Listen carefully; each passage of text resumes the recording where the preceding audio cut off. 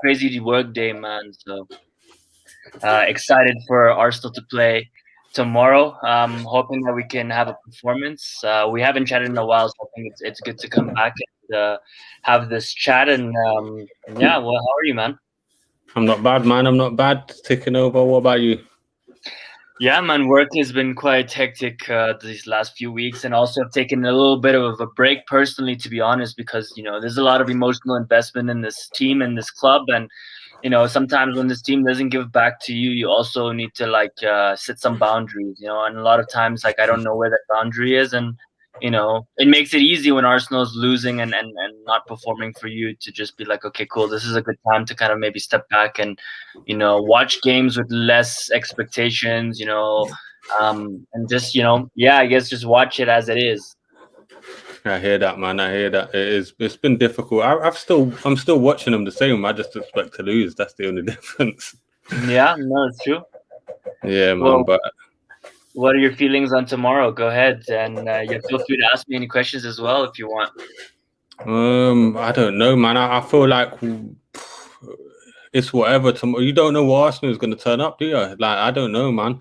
I think we should win, but who knows, man? Who knows with the way we've been playing? It could be anything. It just depends on who performs on the day.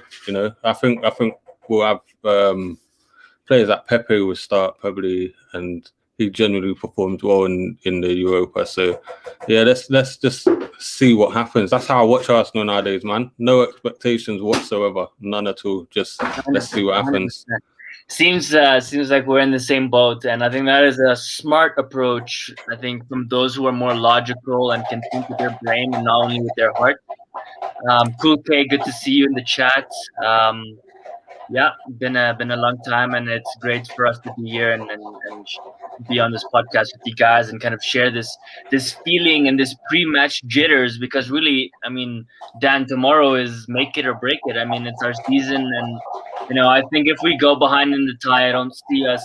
I mean, at least if we go behind by 2 goals, I think it's pretty much over for us. I think 1 goal, we still got a shot in the second leg, but I think 2 goals, and it's pretty much done for us. So. That's a big day. I think we can. I think we can come back. Like, I don't think we're gonna go behind. That's the thing. I think that if we say we go behind by 1 goal or something, we can batter Olympiacos. We've got a better team than them, but they're good defensively. So I don't expect a high scoring game. I expect it to be quite cagey. Do you know what I'm saying? So yeah, 100%. I also get that feeling that I feel like it's gonna be a very boring game, to be honest. At least in the first half, I feel like it's gonna take us a long time to get into our gear, and I feel like they're gonna be very defensive, and I feel like the only way they're gonna score is really 1 through a counter attack, or 2 through our own mistake. Xhaka. We won't touch on him because we know our feelings on him, but something like that vibe, right, where someone, and it's most likely going to be him or David Luiz, because no one else makes those types of mistakes, but one of those guys or the usual culprits makes a mistake and gives them a goal, really. And it's going to be very disappointing if something like that happens, because in our last few games we've just been giving away goals. So yeah, we can't be giving away more free goals, especially in a Europa League, especially when this is a final for us. Every game in the Europa League is a final for us all the way. So, yeah, I agree. I don't know. I'm trying to find a little list of Olympiacos' team. Who do they have up front? I've not really honestly, seen I mean, if you went through their team, I probably would only actually know of 2 or 3 of their players, to be honest. So, haven't they got Socrates? Well, no, don't count him, because obviously we all know him. I'm talking about their before pre-Socrates, their actual team. Yeah, I don't really know many of them. They're quite average players, but that's the tricky thing with these European teams, even in the Champions League, right? Those lower teams that we're expecting to be with players that have crazy names we've never heard of before, and somehow they end up scoring against Arsenal. They've got some good players, bro. I'm just looking. They've got decent players. They've got Bruma, the Portuguese forward. They've got El Arabi and Valbuena. Remember him from France? Yeah, Valbuena is a very good player, but he's old now. But yeah, very good player. They got Jan and Villa in midfield. They got a decent side, man. I mean, that guy's gonna obviously have a point to prove against Arsenal, knowing that he could have been at Arsenal probably 5 or 6 times. regardless, I think players know themselves. You know what I mean? He's probably gonna have that little extra 5% just knowing it's Arsenal. That's my feeling because he was. I mean, we were linked with that guy for ages, man. Like so many times as well. Yeah, for sure. And I remember at one point I was actually excited to get him. And I thought he was going to be a good player for us, but never happened. So, yeah, I think tomorrow. What is your prediction? I mean, people are chatting about Pepe. Smith Rowe, does he come back in the team? I guess for me, I know you said Pepe comes back in the team. For me, Pepe stays out of this team, man. I mean, you can't even get a shot on target, bro. You cost 72 mil, and it's not only the first game, man. He's been good lately, man. He's been good lately. He missed the open goal. Like I know he has been good. I don't disagree. But then he had the chance that got deflected onto the bar. So like he's not. Yeah, but even that one, he should be finishing. Like it's a tough chance. He did finish it. He did finish it, but that block with his shoulder, you can't really. I feel like he should have aimed for a more open part of the goal. I feel like he just connected, and you know what I mean. He just was looking for the connection, and he got the connection, and it was on target, and that's, I guess, in that instance, that's all you can really ask for. But I think for £72 million player, I'm expecting that little extra something. We're going to argue about Pepe now because that is not his fault. I'm telling you that fee there is out of his hands. No, I agree.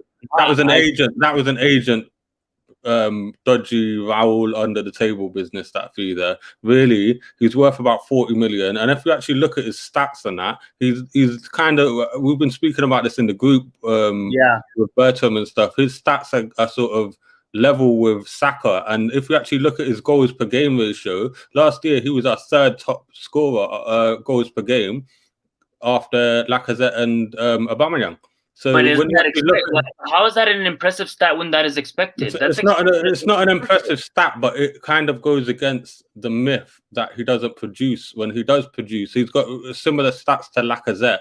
When you consider Lacazette is a £50 million, £60 million, depending on where you read it, striker, and he's also a second top paid player. So I kind of feel like, yeah, I agree with you. Pepe can do more and he should do more, but he also doesn't get the chances to do more because every time he's on a bit of form, what does the manager do? Rips him out of the side.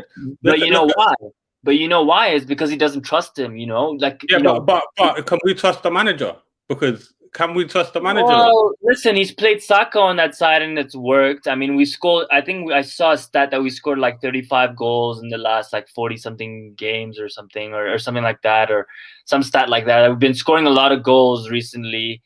So things have been changing. I just think, man, and I agree with you. The price is not his fault, but it's still his responsibility at the end of the day for me. You know what I mean? As a player, you know how much the club has paid for you. You know what you need to be doing. I mean, you know the level you need to be playing at, man. I mean, come on. The guy dribbles himself. I don't trust him. You want players, and I'm talking even me and you, right? When we play five-a-side, you want trusted players in your team. That's why we hate players like Xhaka, for me at least, because these are untrustworthy players, and I can have any single player in my team that is untrustworthy. And I think that applies a little bit to Pepe. Obviously not the same mistakes as Xhaka, but I mean, in terms of trustworthiness of him having a shot on goal. Do you know what I think happened, to be honest with you? I agree with you. We need more from him, but I don't think he's getting a first shot. But do you know what it is with Pepe? No one bothered watching him in a full 90 minutes before we signed him. They just looked at the YouTube highlight reels and they were like, oh my gosh, this is what to expect. But if you actually watch Pepe, he's one of them guys that try 10 things in a game and one of them will work. But the fact is he keeps trying and trying different things. If you ever saw the game where Lille played PSG and he absolutely destroyed PSG, a lot of the stuff we tried in that game didn't work. But because he did so many things that did work, he became player of the match and he absolutely terrorized PSG, and that was a top PSG side out that day. Neymar, Mbappe, all of them were playing. Do you know what I mean? Kimpembe in defense, they had all the top guns out, and he just destroyed them. And this is what you need with someone like Pepe. I can't remember who their manager was, but they changed manager halfway through the season, and their original manager was getting nothing out of him. They changed manager, Pepe started firing, and I feel like Pepe needs a certain time. I think if Arsene Wenger was manager, Pepe would be a totally different player, but it's because he's had negative managers since he's been here. Emery is so negative. Arteta is so negative. We don't have a guy that lets our creative players flourish right now, and that's where I feel like Pepe has suffered coming into a team like that rather than Anyway, that's my No, I totally hear that. I agree with that point 100%. The only thing I will say is that is true. Cool. Okay, you're right. I mean, negative doesn't allow him to express himself, but that doesn't take away his mistakes. Regardless of negative football or not, tactics, formation, mistakes are mistakes, Dan. No one is forcing him to make these mistakes. Dribbling out of the field, because he's only one-footed. He keeps dribbling to that right side, and defenders are just pushing him out, right? Think about Alexis Sanchez. Think about Alexis Sanchez, especially towards the end of his Arsenal career. He used to give the ball away the most in the whole team, more than Xhaka, more than Mustafi. But because he had no one else to pass it to, man. No, you know why? Because he used to get the ball. That's not why. Alexis Sanchez used to pick up the ball the most in the whole team. He would take the most touches, and he would also try the most things. Yeah, and when you try a lot of stuff, a lot of the time you're going to give the ball away. That's just how it is. So I feel like no, I agree, but I think you can't compare Alexis Sanchez to Pepe, man. I think that is insulting to Sanchez, man. Really, really, that really bothers me. I mean, you can't compare the two different levels of superstars. I mean, Pepe has a long way to go before he can consider being a Sanchez for Arsenal. And I hear you, but I think Sanchez had no choice, man. I feel the team is way too crap, and he's the only player who could do anything. And I think the whole team knew, just give the ball to Sanchez. Really, that was the plan. Give the ball to Sanchez. He had a better team behind him than Pepe has. Sorry? We had a better team with Sanchez than Pepe has. Fair. I mean, it goes both ways, and it's always going to be one of these debates, I think, between fans. I mean, for me, I want him to do well. Obviously, I want him to perform. I just don't trust him right now. And, when you see him missing an open chance like that last game, I can understand why Arteta doesn't start him. I wouldn't start him as well. So just that's my thought around Pepe. And then what about Smith Rowe? I think he will start. I do think Pepe will start. Okay, so then where will he start? On the left or the right? The right. I think. Okay, so what about Saka? Saka maybe no. Saka might start on the right then, and Pepe on the left. It just depends where he's going to play Cedric. If Cedric plays, then Pepe will play. If Bellerin plays, Saka will play on the right. It just depends, isn't it? But Smith Rowe. What did you ask me about Smith Rowe? I think he's amazing, but I just feel like he's been suffering from Odegaard's arrival. I feel like Odegaard's arrival has pushed him out on the wing. He's not a winger. He ain't got the pace to be a winger. He just ain't got the pace for it. And he's trying his best. You have to give him his credit. But all young players will try their best if you put them out of position. I just don't think he's a winger. And I think Odegaard, a player that we do not own and are never going to be able to sign, we're playing him, which is actually causing our own players like Emil Smith Rowe to suffer. That's what I think. Yeah, but it's short term. I think, I agree with you. But I also think, by the way, that Odegaard is better than Smith Rowe, in my opinion. I do too, but he's not us. Yeah. No, I know. But I mean, I don't think Arteta cares because it's all about the results right now. I think he's in a deep hole, man, because if we imagine we get knocked out, I mean, what does he have really? He's got nothing, right, to save him. So for me, I think he's right. He's at the point where he'd rather play the kid who's not ours, but actually can make something happen and has a higher chance of making something happen. And we've been winning a lot of games with him in the starting 11. I think he's been really good. He makes the pre-assist before the assist, that key pass. And, I was asking because for me, really, I don't play Smith Rowe tomorrow. I mean, he's been out for 2 games. His last game, he was quite poor. I don't think he's going to suddenly show up and have a 10 out of 10 game. So for me, I play Odegaard tomorrow. So that was why I was asking, just to see kind of where your thoughts are at of if he should be in the team or not. The other thing I wanted to chat about is, I guess, that midfield partner for Thomas Partey. I mean, I've been hearing that there's been a case made for Chambers as Thomas Partey's center defensive mid partner. I mean, it could work, man. It could work. I'd do it over Xhaka, dude. I'd take that over Xhaka. That's why I bring it up, because I don't want to see Xhaka there tomorrow, right? And I mean, who else do you play there? I don't want El Neni. I don't want Ceballos. I think Chambers did a good job at right back.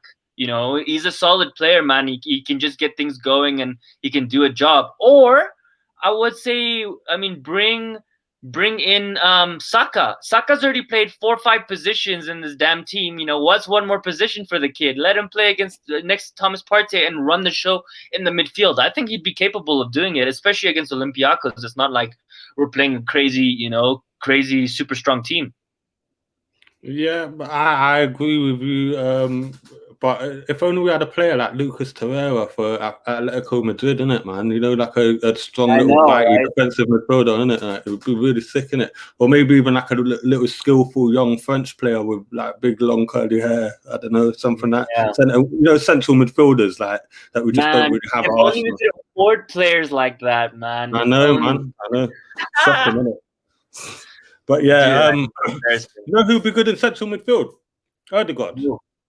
Sorry?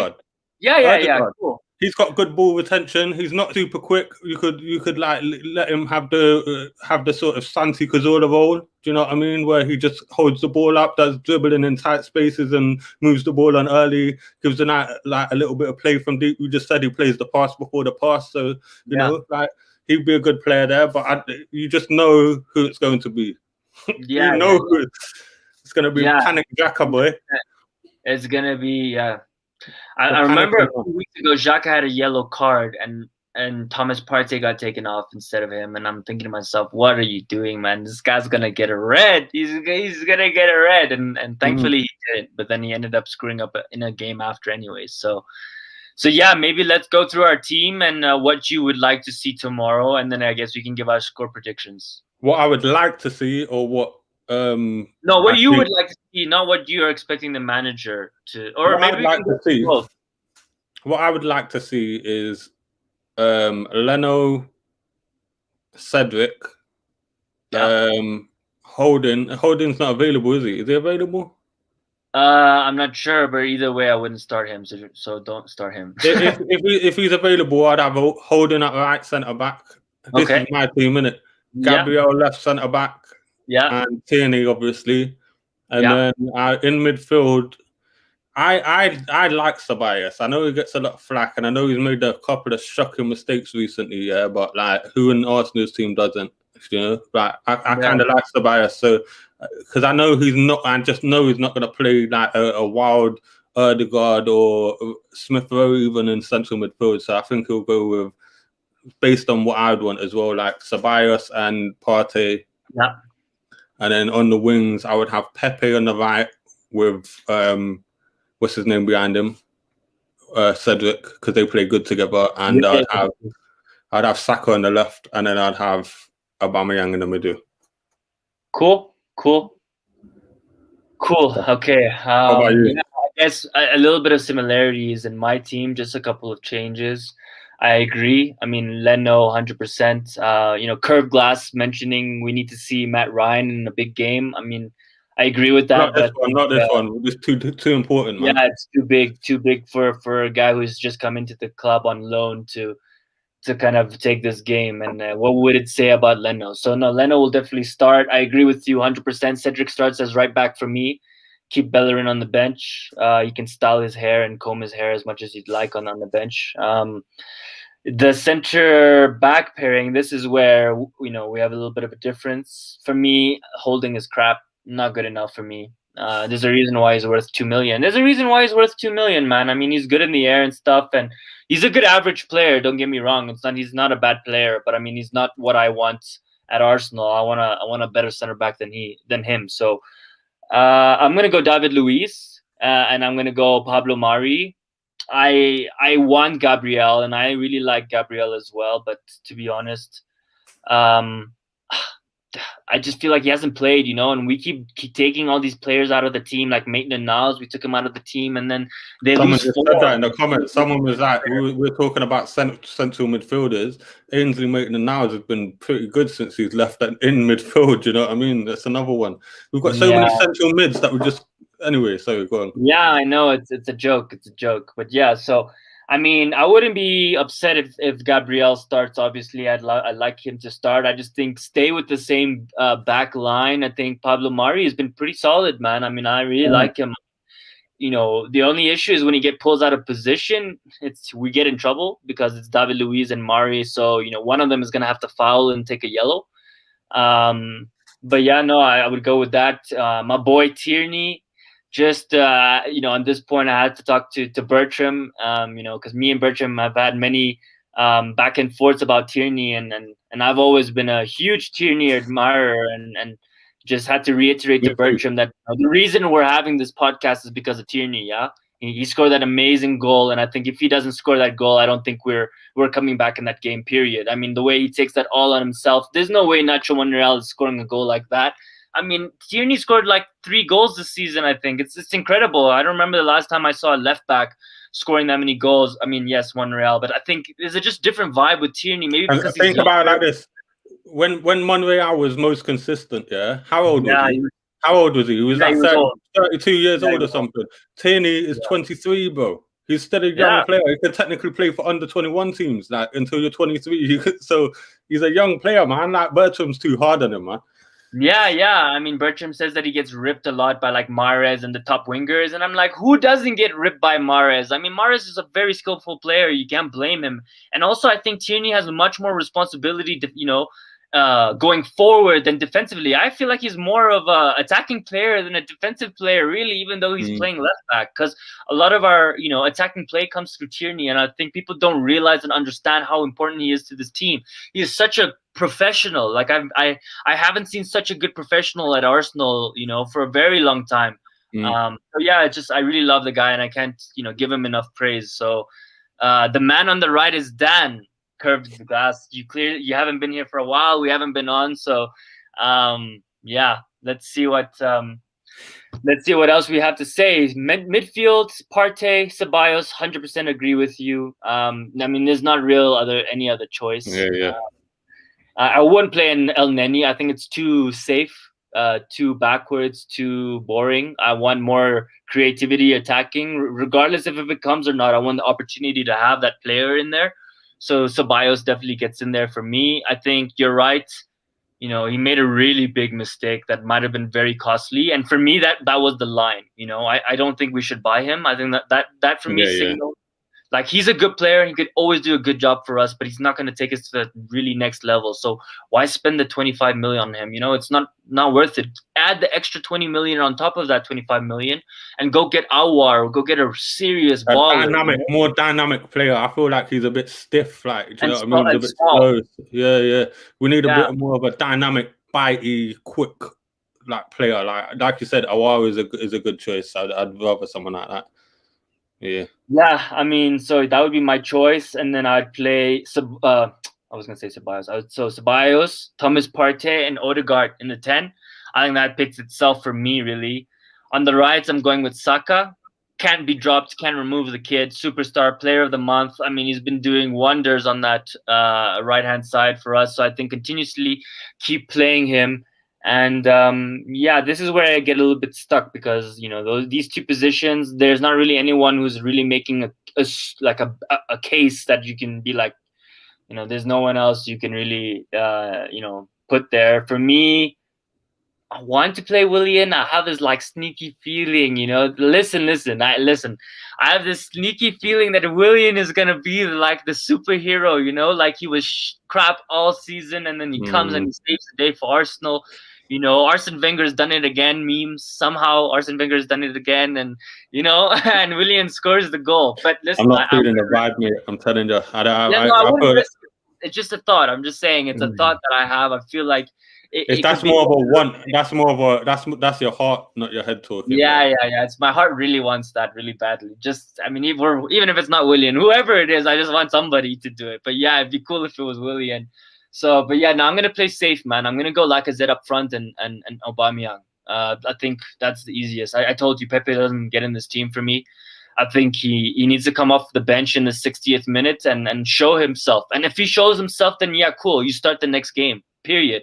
But I need this game as his tester for me to show. Like he needs to come on and show again, have some shots on target, have some type of impact, and then I can say, okay, cool, yeah, you deserve to play the next game. Yeah. I can't really argue with that team. I just realized I didn't give a number 10. I'll be torn on that. I don't know. I think Odegaard, you're right, man. I think he's just that little bit ahead of Smith Rowe in terms of, but he's not far, and that's mental to say that Smith Rowe has played about 10 games or something like that, and this guy's played seasons, and he's been famous for since he was 16 or something like that. And Smith Rowe's just come through now. He's played at Huddersfield last year or something. And the level that he's at is mental comparatively, and he's only 20. So, but yeah, I agree. Odegaard is a little bit ahead of him. Why does Cool. Arteta? So we have a question. Why does Arteta persist with Odegaard and giving Martinelli opportunities? Martinelli can play anywhere across the attacking side. Okay, that's a great question because I forgot to touch on it, and I think I forgot to touch on it because I've spoken about it so much, and just nothing is changing for me that now I've kind of given up a little bit on it, and I just this negative feeling. I think Arteta doesn't rate Martinelli, man. I just don't see any other reason why it is not playing. I mean, you're winning 3-1 against Leicester in the last 5-10 minutes. You're bringing on Aubameyang instead of giving Martinelli, who hasn't played any game time in the last 8 games. And yeah, for us fans who love Martinelli, we're counting every game, right? Because we're waiting to see this guy come on again and get his chance of like 2-3 games in a row. I mean, he almost scored a bicycle kick, so I don't know what your feelings are. I think, if we're talking about that left-hand side, I play Aubameyang. If it's really my choice, I play Martinelli. Put Aubameyang up top, play Martinelli and Saka. I think that is devastating.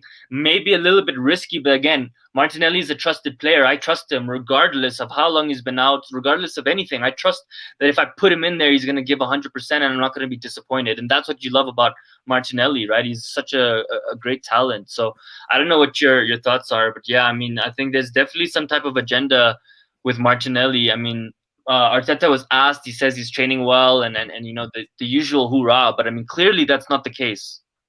Well, this is going to spark me off on a mad one because with Arteta, he's clearly got favourite players, bro. He's clearly got favourite. Do you remember when Arteta first came in and Martinelli was there? He was on fire that season, right? That's the season where he scored 10 goals, the most a teenagers ever scored for Arsenal in years or whatever, yeah?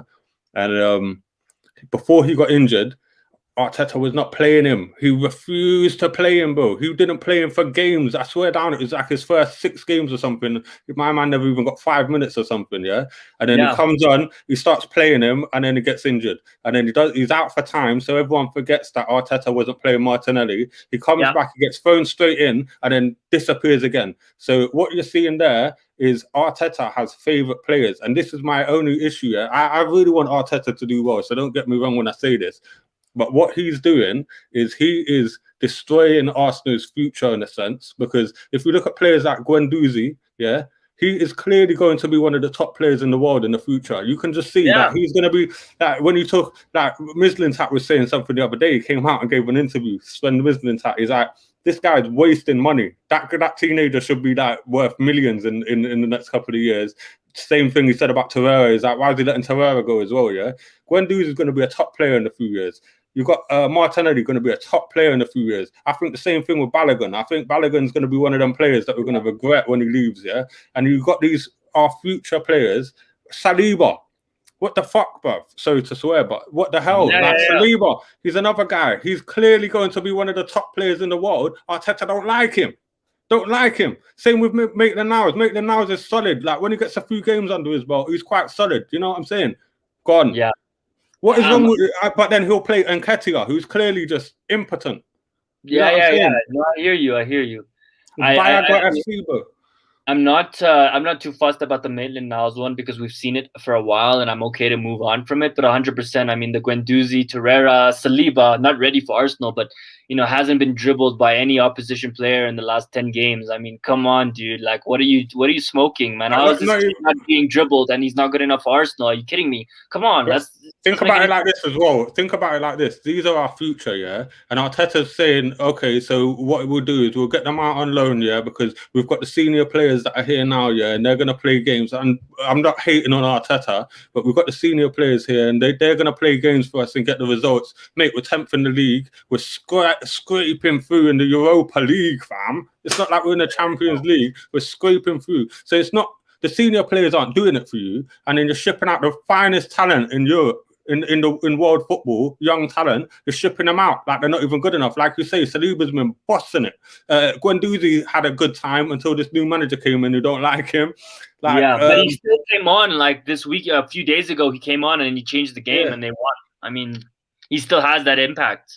That's what I'm saying. And then Martinelli is rotting on the bench, and we've all seen what he can do. He's so dynamic. And we've got better players in the team that don't even try. Willian getting game after game after game. The players revolting, like behind the scenes, because Willian's getting let off with things that other players are getting punished for, like Pepe. Pepe gets sent off, he don't play for time. Willian, goes to Brazil or whatever it was on holiday and then comes back straight in the teammate. It's not a problem.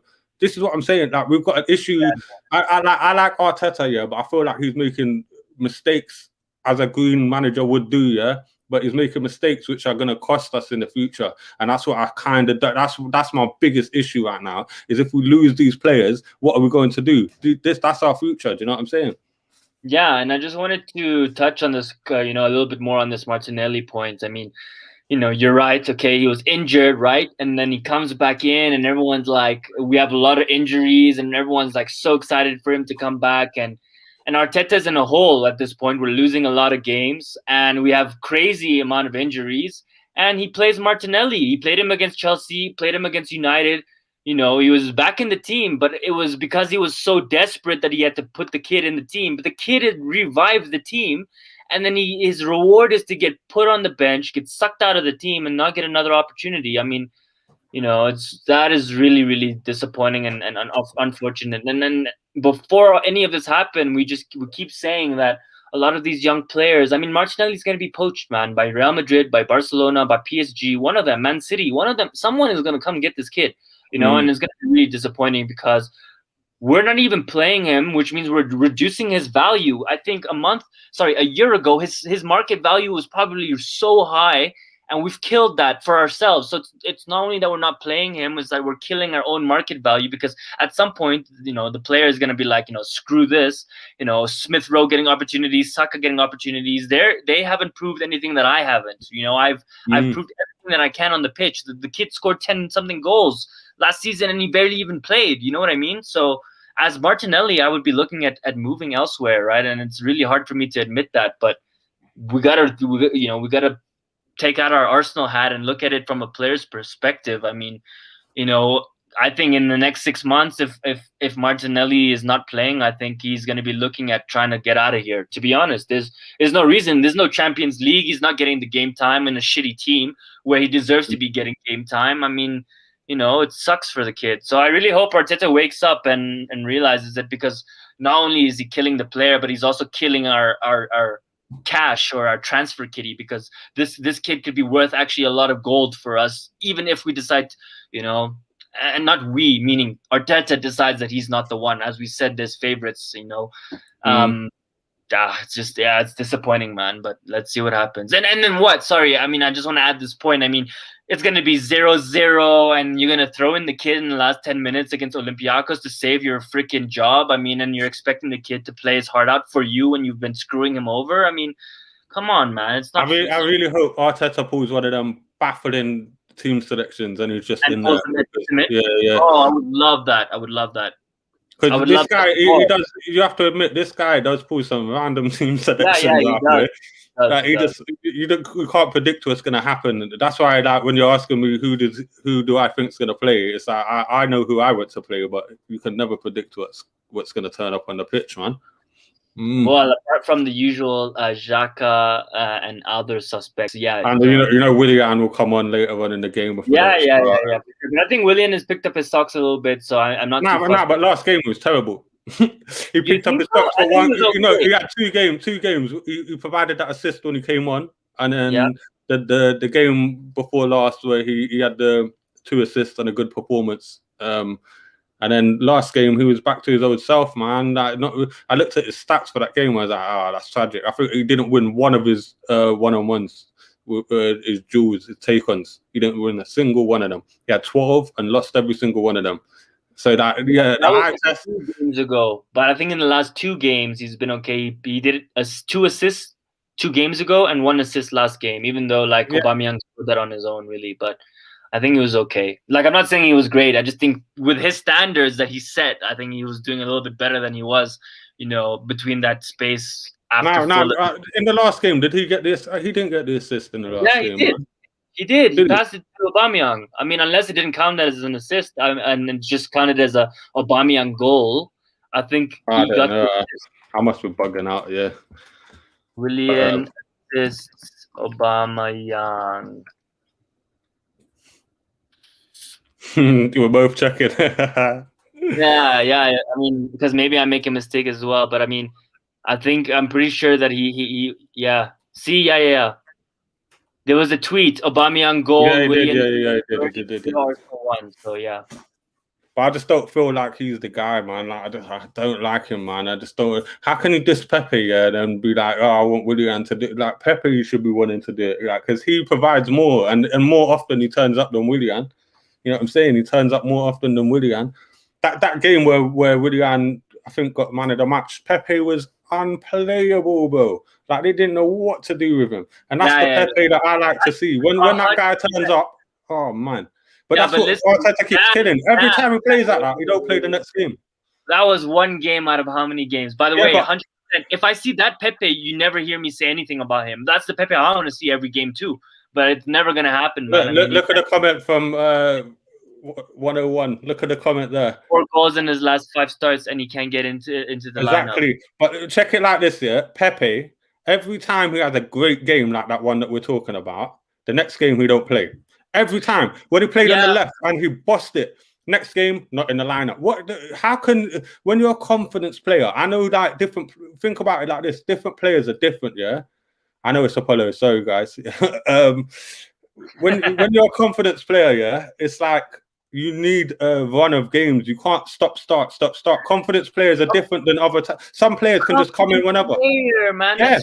Do you know who else is a confidence player? Do you know who else is a confidence player? Robert Pires was a confidence player. Man, if he started, he went for the next game. Professional player playing for Arsenal Football Club. You know how many people? There's 7 billion people on the planet, bro. This is one of the only 7 billion people playing for Arsenal. It means you should be a superstar. Like you have to be one of the best in the world, right, to be playing for Arsenal. And you're telling me that this type of player is a confidence player. That shows. If that is the case, you know, I'm not saying you're wrong, but if that is the case, we should not be signing these types of players, man, because we don't have a team good enough to have confidence players worth 72 million. And again, I keep bringing in the price because, you know, that money could have been used elsewhere. That's why I always talk about the price. Yeah, but you have to get off Pepe's back about that, and you have to get on the board's back. No, true. I'm not on his back about the money, but I'm just saying the expectation is on him because he knows that he's worth that much. He needs. Yeah, but you see, that's what I'm saying. You're misdirecting it because if you think about this, has become the Pepe show, isn't it? Yeah, but if you think about it like this, like. Pepe is not the guy who put the price on him. It's the board. And you're right, we should have signed other players before we got him. But we did sign one of the best players at the time in Europe. He was one of the hottest. Everyone wanted him. Liverpool, Man United, all of them wanted him. And look how salty they were when we got him. Yeah. So at the time, we were all gassed. But then people did not watch 90 minutes of him before. They didn't realize that this guy, unless he plays consistently with a manager who lets him express himself, he's absolutely terrible. And that's what Pepe we've got most of the time because the manager don't trust him to play game after game because every time he has done that for us, he's performed. Like Apollo said, 4 and 5. That's it. Yeah, listen, I want to close up on Pepe because we were talking a little bit much on him. I think 2 points. One, he's raw talent, man. That's it. He's not a finished product. He's just raw talent, and I think this league is just too much for him. My opinion. I mean, he needs to prove it. I agree he's been scoring goals and stuff, but I mean, man, like I want to point as well that you're saying he hasn't gotten the game of like consistent games, but I think he did get consistent games before and he failed. And now this second time around, he's actually scoring and he's not getting the opportunity, which he kind of deserves so. But I'm saying, you know, Arteta did give him the chance earlier where he got like 5-6 games in a row and he messed up and he didn't prove himself. So now, you know what I mean? You got to take that into consideration as well. Like look at it holistically. He did get the opportunities. I'm sure he's played more than 5 games in a row before and he was crap. You know, so now you're asking Arteta to give him those games. He hasn't had a run of games this season. And every time he has had a run of games, this is his second season in England, fam. How can you expect a player that's come from a totally different league? Not everyone's the same, bro. Certain players take a year to adapt. And look at certain players like Gundogan from Man City. Look at him now compared to when he first joined Man City. There's loads of examples of it. When he first joined Man City, it wasn't as bad as Pepe, right? My thing is the output of Pepe for me bothers me because you're expecting this guy to be your superstar. For me, you know, when I got Pepe, I'm expecting him to be the next Sanchez. I'm expecting him to be that guy that carries the team. Apart from Aubameyang, because we know Aubameyang always carries the team, I was expecting another guy so that could share the workload, you know, kind of like an Ozil Sanchez thing or whatever, you know, or a RVP Adebayor. We used to have teams that shared responsibility to bring us through games, right? And I was expecting him to be that guy, and he's not that guy, and it's just disappointing. And I think it's going to take him a lot to change my mind on him, to be honest. And I don't hate if the manager don't give him a chance, he won't change your mind. That's how I see it. That's how I agree. see it. I hear that. You're not going to get that chance because this is the second season. This is meant to be the season where he plays all the time, scores loads of goals. If you look at him, the end of after lockdown, he was brilliant in the league, and then he's not good. If the manager don't play him, we're not going to think. But Apollo made a great comment about Cedric being miles more talented than Bellerin, but Arteta just played Chambers in the last game. That really throws a spanner into the mix. No, I don't think so. I think people are looking way too much into that. I think, to be honest, I think he wanted to give both a break, and I think Chambers hasn't played all season. It was a perfect opportunity to play him, man. Just get him some game time, increase his value because he actually played a game this season. So if we are trying to get rid of him, that's the way I see it. I don't read too much into that. I also was like, you know, Chambers, why isn't Cedric playing? He's been playing great. He killed our attack, bro. He completely killed our attack. I know. That's what I noticed. That we had no impetus down the right at all because it was just whoever was on the right on their own against the whole flipping back line, you know. So sometimes you just need to. I'd rather Bellerin than Chambers in that game. I don't care his value. Let him go, man. Like, why do I care? These guys are not going to get. We sell our players that are worth 25 million for 3 million. So what do you care about value? I hear you. When you bring that up, I can't even say anything. I know, that's what I'm saying. It's not going to add much value to the guy anyways. He's worth nothing in the first place. Yeah. Like, I'm trying to think of it like, cool, you wanted to give him game time or something, you know, give the other guys a break. And I felt like he might have felt like it wouldn't have deterred the whole team, and we should have had enough to beat them. And mate, we're never going to catch up, and we're never going to close the gap on teams, and we're never going to beat teams like Olympiacos if you keep tinkering at the wrong times. There's a time to tinker, and there's a time to let players build up momentum and steam. And what I've noticed with Arteta, and I hope he gets this under control, just like I hope he learns to manage all types of players, not just the ones he likes. Yeah. I hope that he learns to not tinker at the wrong times and let players build up momentum, because that's what Arsene Wenger was a master at. Even at the end when he was terrible, he knew how to let his players build up momentum. That's why we always qualified for Europe or came very, very close at the end, because he knew that at the end of the season, these players are building up steam, let them play. This is what Arteta needs to learn. And I feel like there's a lot of players that have suffered in our team, and I hope tomorrow, like, we get those players that have been building up steam. Do you know what I'm saying? Like, leave Partey in, let him get a few games. Do you know what I'm saying? Partey should be playing every game unless he gets injured. Like, he's an automatic starter every game till we're out of everything, to be honest. And I hear you, Dan. And it's always good to have these types of conversations and just hear other people's thoughts and stuff. I think, to be honest, and I don't want to be like speaking down on people, but I think people who've played football, soccer, you know, at a certain level, have a different view on the game as well than people who just watch the game on television and think they know it all, really. And I'm not talking about you specifically. I'm just saying in general, I feel like a lot of Arsenal fans, you know, that's the case. I mean, someone was, you know, just on Kulke's point, I was on a podcast last week and someone said Xhaka was playing like prime Iniesta before he made the mistake. That's what I heard from someone. I mean, and you can tell that these are people who have never played the game in their life at any type of level above Sunday League, right? So, you know, sometimes you got to take some thoughts with a grain of salt. But yeah, just quickly on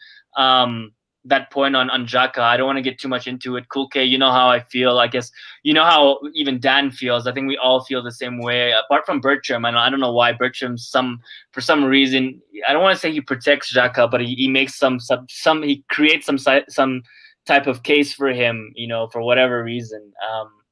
But yeah, no, man, I want this guy out of my team. I absolutely hate the guy. If I ever saw him, I'd ask for an autograph. I'd get him to sign a tissue, and then I'd blow my nose in it and toss it in the trash. That's what I'd do. That's my feelings on him, man. Honestly, just I think and again, it's because he keeps getting played. That's why the hate has gotten to this level. You know, if he wasn't playing or whatever, if he was in and out of the team, I think I wouldn't have as much of an issue. But it's because he keeps getting played, and a player that is so crap keeps getting played, it's just like at a certain point you're gonna be like, what the, like I hate this guy. How is he still in this team? Like, what does he have on Arteta? Like, what nudes does he have on Arteta? You know the issue with Xhaka and why people like you say, I think having played football, I only played in my school team and stuff like that, yeah, but I've played football, and when you've actually played football with people like Xhaka, you realise that they've got certain good qualities, yeah. This is the problem that people see with him. They see players have certain good qualities that he can kind of, like, he's got a certain pass that he does, which is really good, and he does it all the time where he pings it out to the wing and it sort of lands in front of the player. No, but listen, let me finish. Yeah, he does that one pass. It's sort of like a curved outside of the boot pass. Yeah, he does. I know you know what I'm talking about. But because people see that and they go, "Oh, that's sick, bruv." Like, they don't realize that you can practice a certain pass all the time and get good at it. It's everything else that makes him a bad player. So when he plants his foot and he's made the decision to do something, he's going to do it regardless whether it's still on or not. So like the other day when he looked up, he's seen my man standing there, Chris Wood, yeah, but he'd already decided, I'm going to play that ball. So he had to play it. Brain fart time, closed off. I've made that decision. I'm going to do it. And that's the problem with Xhaka. He has no speed of thought. You know, the best players, yeah, they'll make a decision to do something. Last second, this is what Messi's so good at, yeah. That's why he's one of the greatest ever, because split second, he can change his mind and go the other way. Yeah. And you'll see him commit to something and then go bang, no, other way. And that's what Xhaka has never ever done in his life. And that's why he gets caught out so many times. And that's why that's the one thing that he can never correct, because he's so lanky and slow, like molasses, bro. Yeah, that guy, that's why he always makes them mistakes. But really, I just feel like people get blinded by that one good thing that he can do. Do you see what I mean? And I want to reiterate that one thing he can do is not that special, right? And again, the people who haven't played don't realize that that's not that special in the first place. Listen, man, I mean, you should be able to ping that ball, even at a semi-professional level. That passes. But no one else in our team does that. That one pass. But no one else is given the responsibility. That's his responsibility. I promise you, you take this guy out of the team and you give Thomas Partey that responsibility to make that pass. He's making that pass. I think because the comparison, the availability of comparisons we have, someone like Mohamed El Neni or whoever else we've got in the team, because they can't do that ball. I'll tell you what, Sabias can do it. Sorry, I was wrong. But like someone like El Neni plays, and then people look at Xhaka compared to El Neni. El Neni can play literal standard passes. Me and you could play them, you know what I mean? But but like, because people see that, then they go, "Oh, Xhaka's sick." Like, but if you saw Xhaka next to, I don't remember when Özil was on form and stuff like that, and you see the passes he's playing, you realize Xhaka has no passing range. Like, when you see Stanty, some of the balls that guy used to play, no passing range, Xhaka. So I was saying the other day, I prefer Coquelin. Yeah, we were having that chat. I think I prefer an Ant over Xhaka, right? I prefer anyone over him, to be honest. Sanogo, man, play that guy in centre mid. Seriously, it'd be better than. He's at a second shot, isn't he? Where is he at now? Yeah. I saw that as well. But I mean, just closing on Xhaka. I mean, it's not only that the deficiency about the passing. I think for me, it's just like his brain, the way his brain works. I mean, he knows he's under pressure. 3 players, man. Like, that's a one-touch pass out of the box, right? I mean, and it's been done it so many times. I just want to know why he decided to take that touch. And even cool, once he's taken that touch, there needs to be some type of culture in the team, right? There's a key word that the goalkeeper screams, and when he screams that word, kick it out. Yeah, exactly. Yeah. So what is going on?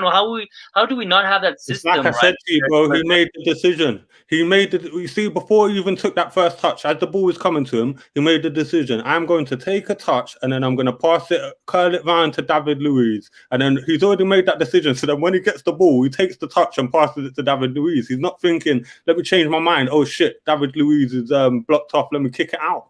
Like, bro, we play that tactic in every single game. Leno passes it out to the midfielder who's coming back under pressure, and then that midfielder is meant to lay it off first time. Xhaka did not do it.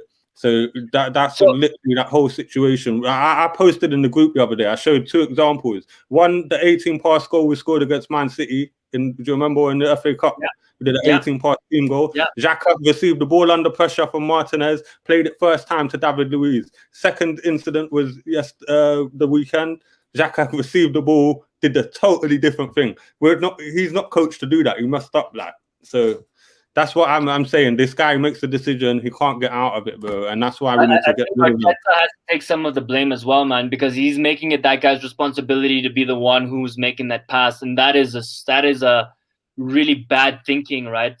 For me as a manager, to expect this guy to do it 10 out of 10 times when you know he is the most prone player to mistakes, most prone player to even, like, you know what I mean? Even if it wasn't in the whole that, league, in the whole league, he's given away more goals than any other player in the Premier League. Yeah, 18 goals. So imagine a different scenario where Xhaka gets the ball and there's 2 players behind him. This is what's gonna happen. He's gonna flop on the floor like a little, you know what, and then the ref is gonna know that he's full of crap, and then they're gonna get the ball and it's a free goal. I mean, so either way, like, there's so many variations of the mistakes that he can make. It's not only that mistake. There's so many other variations that he can make that is just so problematic. And as Cool Case said, he has no decision making. I've seen this guy push players. I've seen this guy tackle players in really bad situations. I mean, the thinking that goes through it, and he knows what he's doing, because he's not doing it once. He's doing it every single time, man. Like, and as a fan, when you're watching this guy, you know he's gonna do it. Like, you know he's gonna do it. You know him so well, right? And it's just frustrating. So yeah, I mean, that's enough about Xhaka. We can let him rot. I like this comment from Apollo here. He says, Xhaka is scared when pressed, a symptom of poor technique. Wilshere pre-injuries is the epitome of a press-resistant midfielder. Absolutely rock-solid fundamental technique. Xhaka doesn't have this. You know who else had it? Santi Cazorla. That guy, you put 5 man on him, he'll find a way out. Do you know what I mean? So we've had those players. That's why I think a lot of us older Arsenal fans from a few years ago, from the heydays, when we look at certain players, we compare them to the players we've had in the past, and that's why Xhaka annoys us so much, man. Because you think of Santi, you think of even Vieira. Yeah, you put Vieira under pressure, what's gonna happen? You get an elbow in your eyeball, fam. Like, you're getting, and it won't be a free kick because it'll be legal, and then they'll get out of that situation. You get me? Like, we've had so many players that can handle the pressure, and then you get Xhaka with his brain dead football, man. We've always had very flary midfielders that were always able to get us out of these tricky situations, and now our team is evolved to a static midfield that doesn't really have any creativity whatsoever. And then I guess defensively or in the 8s or whatever you want to call that position, no one that has like balance, you know. And unfortunately, Partey's been injured, and he hasn't really been able to showcase, because I think he can do it, and he can. Did you see the goal that Willian did eventually set up? That started from Partey beating the press. He completely destroyed it, bro. Like, he turned around one player, did a little 1-2 around another player, and then passed it out, and then we was in. So we've got them players, yeah. Ceballos can beat the press as well. Ceballos has got that in him. That's why I'd rather start him more often than Xhaka. Agree. I still feel like Ceballos can make a mistake, but it's, I guess, maybe. He doesn't make them sort of mistakes when he's on the press though. I've never really seen him lose. Like, he spins around too much and puts his back into the player. Like, so I've never really seen him make that mistake. I've seen him give the ball away with a stupid pass or that header thing that he did the other day, but he never really gives the ball away when there's pressure on him like that. He's come from Real Madrid. They're not going to lose the ball in them situations. I agree 100% there. I mean, Madrid only has ballers at the end of the day. Look at Kovacic as well at Chelsea. I mean, that guy's really, really good. And then to think that 3 of these midfielders from Real Madrid have come to the Prem, it just shows how much talent those guys have in midfield. And we're out here like begging and crying for one. And, you know, half our midfield is freaking Real Madrid. It's so sad and embarrassing that a team like Arsenal has two low-knee midfielders from Madrid, man. Like, that's how desperate and poor we are. It's pathetic, really, in my opinion. But yeah, let's round this up a little bit. And we've been going for about 53 minutes. Of course, you know, when you talk about Arsenal, you can talk about it for hours and hours on end, because there's always so much to discuss. What is your score prediction tomorrow? And how are you feeling? I'm going to predict a score that I think, based on if we come with the correct performance, I think we'll get, and I think it'll be 3-1. 3-1. So I think we're going to ship a crappy. We're going to get that same early goal that we always give away. But I just think if we perform properly, I'm not talking about what we might perform like, but I think if we perform properly, we'll score a few goals against them, because despite them having a decent team, we've got a better team. So I'll go 3-1. But if the bad Arsenal turn up, we'll lose. That's how it is. If the bad Arsenal turn up, we're going to lose. But my prediction's 3-1. I'm going. Without a doubt, we're a better team than Olympiacos. I think we have a better team than most Europa League teams, apart from United, I would say. And Spurs, and maybe one or two others. Maybe AC Milan could compete with us in terms of squad and stuff. But I think we're up there in terms of squad. It's all about performance, and who's gonna show up and really take it on themselves. Is Aubameyang gonna have a game where he's not doing anything? If he's not, scoring goals, like, we can't have that. You know what I mean? Like that. It's a final tomorrow, and if it's not 110%, I mean, I want those players to be taken off at halftime. And it's Europa League, so we have 5 subs as well, right? So Xhaka haters out in numbers. Amazing that Xhaka was the one who gave him the 1-2 to beat the press, but that was not noted. Shake my head. I'm not a Xhaka fan, but not a hater either. I'm not sure what he's talking about in terms of the 1-2. And again, like, just because he passed the ball to Xhaka, and Xhaka passed it back to him without any pressure on him whatsoever, and he gave him like a straight pass. Well done, Xhaka. Boy, he did not give the ball away without any pressure at all. Top marks, mate. I'll say this, Bertram. Usually, I respect most or almost all your opinions on Arsenal, but 2 things: Tierney and Xhaka. Those 2 will never agree on. But yeah, it's cool. Everyone has their own opinions, and you just got to respect it. And that's it. It's obviously really cool to see a global fan base that have different opinions on players and stuff. But I think 70% of people know now that Xhaka isn't the answer and have woken up and realized that he's crap. But yeah, Dan, I think my prediction tomorrow, as you said, what Arsenal shows up? Is it the Arsenal that can sweep the floor 3-0 first half, game over? 100% possible. We can do that. We have the team to do that. We have the capability to do it. It's if we want to show up. I don't see that happening. I see a really boring game, to be honest. I see Olympiacos being very defensive, and I see Arsenal struggling to score, really, in my opinion. I think maybe some shots on target, but I still feel like for some reason, I don't know, man. There's something in me that just says, like, we're going to struggle. And I don't want us to, but for my sake as well, I don't want to watch a game where we're struggling and have my heart rate go up and down. But I'm thinking 1-1, man. I feel like we're going to make a mistake, and I don't think we're going to kill the game off. We never kill the game off, historically, Champions League or Europa League. And okay, maybe Champions League is a bit unfair because we always get Barcelona or Bayern Munich, so that's never expected that we're going to clean the slate on the first leg. But I think since we've been in the Europa League, we should be killing these teams in this round 3-0 in the first leg every single time, and we haven't done that in a long time. And I just don't think tomorrow is going to be the day where all of a sudden we swipe the floor. I think we're going to always make it hard for ourselves. That's classic Arsenal. That's the only way we know how to do things in the last 5-10 years, is make it hard for ourselves and give our fans a roller coaster. I think tomorrow a lot depends on Tierney and Saka. I think Saka, hopefully he has a really good game. He was really poor for me, I think, in the last game, but he gets away with it because 100 amazing games, 1 bad game. I mean, I'll take that any day. So yeah, thinking 1-1, but obviously hoping that Arsenal win. I think we're going to win. I don't think we're going to draw. I've got the vibe that we're going to win. They owe us a performance. They owe the manager a performance. We've been poor. Like that last game was so poor. They owe the manager a performance, and I could probably see him going with Lacazette or something up front to freshen it. I wouldn't mind. We've been playing better with Laka up front. Do you know what I'm saying? We have actually linked up better. Aubameyang has been scoring recently, right? So, I mean, that's a tough one, but I think you're right. Olympiacos is quite physical, which is why I said I'd play Lacazette up front and play Oba on the left. And Aubameyang just scored that goal, which is his, famous trademark right now from that left, right? So, I mean, he just scored that goal. So playing him on the left really, I mean, he was playing there technically when he scored that goal, right? So I don't think there's much of a difference for me. I think you remember under Arsene Wenger used to be so interchangeable, man. That used to be really good about our team. He used to just change. That front three used to just freaking move around, and like defenders never knew who they were marking, right? And we don't have that anymore as much. I see it a little bit sometimes with Willian and Pepe, but not enough. It used to be very intentional, whereas now it's systematic. Like if you get pulled out from a player and you're following that player, then for 30 look at seconds. Who the manager is. Look at who does that manager seem like the kind of guy that's going to be free flowing, fluid tactics? I don't think so.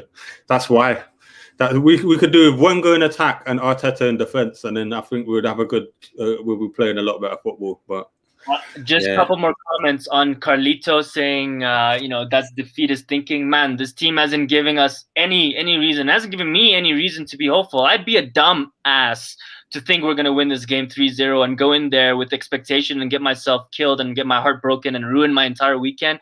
I'm not an idiot. I've been an idiot too many times with this team. This team has absolutely nothing to give to me to give any hope that we're going to win 3-0. So I may as well go in neutral and have less expectations. Of course, I want Arsenal to win. That's, I'd cut my arm off for Arsenal to win, really. And I think you guys all know that. All right, let's ask this one. Let's ask this one, yeah? What best case scenario, what do you think the score will be? Yeah, best case scenario, 3-0. I said it. We can do it. I think we can win 3-0, but I don't want to be that. I don't want to put that in my heart and my mind that expects that we can win. Of course. That's my the reason I gave the 3-1 prediction is because I gave best case scenario. When I watch Arsenal, I always try to think of best case scenario, even though I know, I keep myself real. I know we're probably going to struggle or whatever, but or there's a high chance we're going to lose these days. But I go in best case scenario. That's what I expect from the team, but knowing that we're probably not going to get that. That's how I look at it. Best case scenario for me is we win 3-0. Realistic scenario is that we sneak a win, and I guess negative scenario is that we show up and then we're disappointing as we've seen us being disappointed. I don't think they'll beat us. Put it that way. I don't think in any situation they'll beat us. So you have to more lean towards the win. That's all I'm saying. It's up to everyone what their scores are. We ain't got no comments with people's score predictions though. That's a bit. Yeah, guys. We're gonna wrap up in a couple of minutes. Saying I'm using reverse psychology, if you want to call it that. Of course. At the end of the day, I want Arsenal to win. Whatever way that happens for me, it doesn't matter whether I need to chuck a coin in a fountain, and pray to God, to the football gods, that we get a penalty or we get some decision going our way. Because Dan, we didn't talk about it, but that penalty, dude, come on, man, it's such a joke. In the Burnley game. The handball. Yeah, that was obvious, but how people are saying. Let's talk about that for. Do some scores, guys, in the comments. Yeah, while I talk about this. Yeah, you see how people are saying it was too close and he flicked the ball up into the guy's hand. Yeah, mate. If I put my hand to block a space, say I put my hand here and on purpose because I know the ball's going to go through that gap there, yeah? If I don't put my hand there. So I put my hand there and then the ball hits it. Oh, it's too close. No, it ain't, mate. I put my hand there to block it, innit? It's like basketball. If you're going to... That was a steal, fam. Man stole the ball off him. You get me? Yeah, I want just a quick point. When those things happen, the first thing that I was saying is someone just pick up the ball. Because I feel when the play carries on, the chances for it to go to VAR is very slim. You know what I mean? And I feel every time they say that it went to VAR and it passed the VAR check, but they don't show it on the TV, I don't trust that. Because when they show it on the TV, they have to give it. There's no way that was not going to be given if it was replayed and showed on the TV and they stopped it for 30 seconds. So I feel now, just boot the ball out. If we're really serious and we really think that we're going to get a decision, I say, Arteta, give instructions to kick the ball out for a throw-in on their side. So it's no risk to us. It's a smart play. Kick it out and force the referees to actually look at it. I think that's the only way, to be honest. But you can't force the ref to look at it. This is the problem with the rules, mate. You see, the VAR official, he has to tell the ref that it's something you need to go and have a look at. The ref can't decide for himself, I need to see that again. That's the problem, bro. Furthermore, refs in this country need to be scrapped, bro. Because it's all linked, they're all linked to the Premiership, the Premier League and all that. They need to scrap it, man. Our refs are terrible. That was just a ridiculous. But you know what? I think there should be some repercussions. I think there need to be fines added for referees when mistakes like this are made. And I think they should do. I've been saying it for months. Yeah, refs need to be interviewed after the game. They used to do it back in the day in Europe and stuff. They used to have refs giving post-match interviews. They need to do forced post-match interviews after every game. You get paid 200 grand a year to referee in the Premier League. That's a lot of money, mate. Go in front of the camera. Go in front of the camera and explain, or at least answer the questions and give a politician's answer or whatever. But we'll know you're lying then. You know what I'm saying? Yeah. just go in front of the camera and explain them horrific decisions you keep making. And it's not just Arsenal. It's like, look at some of the decisions for other teams. It's just shocking, bro. Like, and it's ruining football. VAR is not the problem. Their decisions are the problem. Like, before VAR existed, yeah, we were moaning about the same things. Like, these guys are whatless and clueless, man. Yeah, Mike Riley, shocking. Ain't he the guy that ref the Man United game where we got done 49 undefeated? He's the guy, innit? He's the guy that ref that. That is the worst referee performance I've ever seen in my life. That guy, like, that was the worst. I don't know how these guys get away with it, but you know what? I think the reason that they don't come on TV is because it might be a risk. I mean, in terms of their lives, right? Imagine they come on and they give you some type of like bull crap excuse. Some fanatic fan is gonna show up at their door and like, you know what I mean? So I don't know. What about football players? What about football players like Xhaka? No, I know. Do you remember who? No, who was it? Was it Mustafi when he made a mistake and then he blamed it on the strikers and stuff like that? Do you remember? Do you remember like a couple of seasons, was it last season or the season before? He come out and he said he made the mistake, and then he blamed he was out the strikers should have scored their chances. Like, mate, you like if anyone's gonna get death threats, it's the players. Like, they have to face up to it. They have to go in front of the cameras. The managers have to go in front of the managers contractually have to go in front of the cameras. They have no choice, Why not the referees, bro? The referees can shape the game more than any player or any manager, and they're the only people that don't have to front up and face the music after the game. They're the only people who can stay silent and then buoy us all off with, well, the reason we didn't give that penalty against Burnley is because it was too close to the action. Yeah, but we weren't saying that before when David Luiz was miles away from the Wolves player and then he got brushed like with a little tickle on his knee and then fell down, innit? You weren't saying that then. Like, come on, man, face up to the music, go and answer the people on the TV and explain your shocking shit decisions, bro. You know what I'm saying? I mean, I've seen some crazy YouTube videos of referees in Africa. I mean, you know, if these guys are in Africa here, these guys they're getting chased by fans, man. They get chased, they'd have to jump over the fence and all that. Get out of there, boy. I mean, you know what, Dan? I really think that these refs need to experience something like that to you know, I like people are saying, get refs in. Like, you see how we can have foreign players and foreign managers. Why can't we have foreign referees? Because the referee quality, even in Europe, they've made a couple mistakes certain times, but it's better than what we get in England. They make the right decision more often than not. And I feel like we should transfer. We should be able to get refs from all over the world. Then the English refs would have to fix up, because that's what happened with football players. The level of football players in England went up because of the foreign players that came in. The referee level will go up if foreign refs come in. It's just that simple.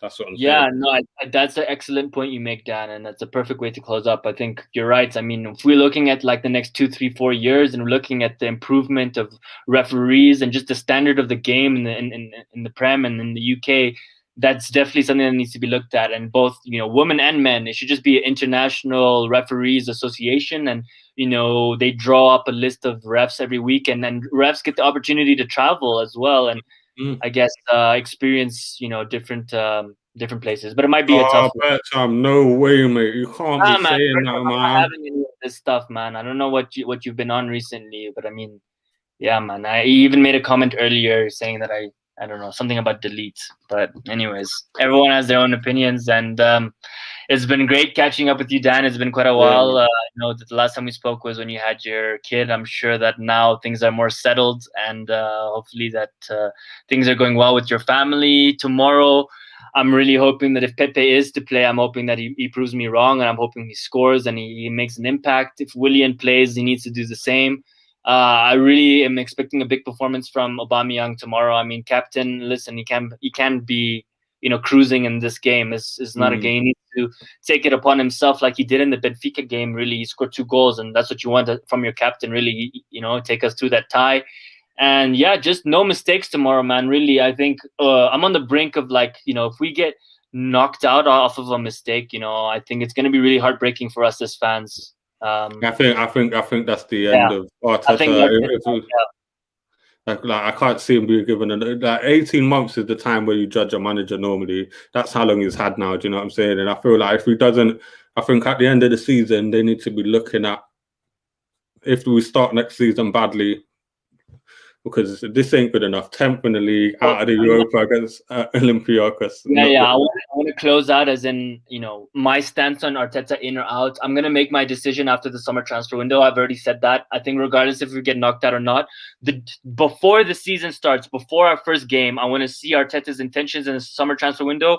I want to see lies that he tells, because I haven't spoken to you about this, but I get the Arsene Wenger vibes from him, bro. He lies. He lies, and I don't like that. And I want to see if he continues to do that over the summer when we don't have money, and he gets put into these positions that we know Arsene Wenger might have been put into, where we don't have the money to spend, and then he's stuck in these situations. I want to see what happens when he says that. But really, what he buys and what positions he fills and the caliber of players, that's when I'm going to make my decision. If I'm not happy, by the end of the transfer window, if we wait again till the last few days to buy the players that we need, that's it for me. That's when I'm Arteta out before the season starts. I don't even care if we win our game or whatever, because I know at some point during the season it's going to all collapse again. And listen, man, I mean, how many years has it been since we won a league title? I think I was, how old? I was probably 10 years old, man. And it's been 15 years for me, bro. So I'm getting tired of waiting. I need something soon, really. I mean, there's no, we need to see the improvement. There's no progression now. It's backward steps, and that's what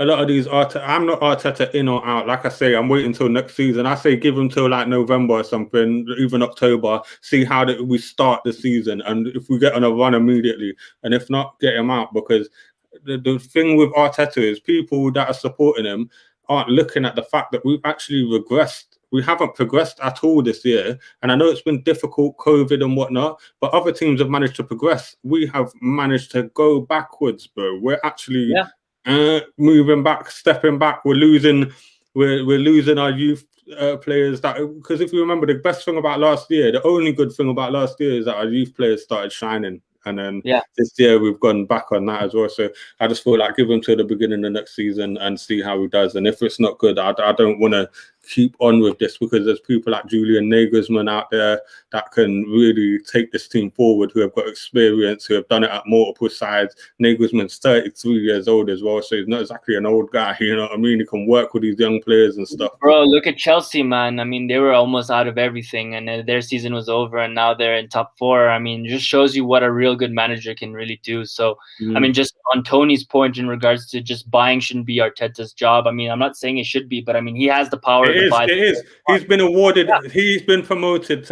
I was going to say that. That's another thing I wanted to say. I agree with you. It's based on his transfers, because at the end of the day, he got promoted. So now it's him and Edu only who make the decisions. Yeah. Exactly. So now the buck stops with you guys. So if we sign a bunch of shit this year, you've got to take the blame for it, man. And then, like you say, if we wait till the last day of the window, oh my God, blah. No, not even last day, last week, last 2 weeks, anything like that. Them Wenger style windows, I'll go mental. I'll go absolutely mental. But yeah, man. We're going to wrap up an hour and close to 15 minutes. This has been 101 on Arsenal, African Gooner and Dan. It's been a pleasure to chat with you. And I mean, guys, please like and subscribe. I think on the road to 5K, we've been close to 5K, but we really haven't reached that mark yet. So we'd really appreciate it if you could subscribe and join the community. We have a Facebook page as well if you'd like to join that. And as Dan said, I mean, we post on there and have a lot of different fans who give their comments and give their opinions on Xhaka, Ceballos, and the whole lot, and Arsenal in general. So have a look at that. And thank you for supporting as always. And come on, Arsenal, don't let us down tomorrow.